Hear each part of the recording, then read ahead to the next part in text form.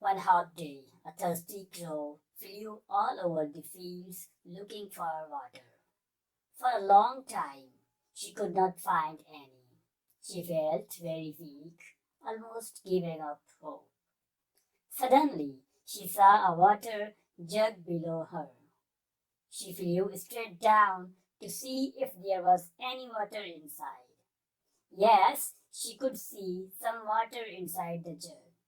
The crow tried to push her head into the jug.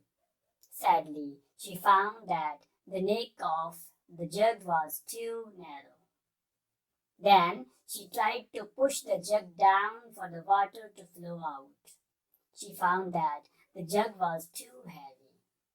The crow thought hard for a while, then looking around her, she saw some pebbles. She suddenly had a good idea.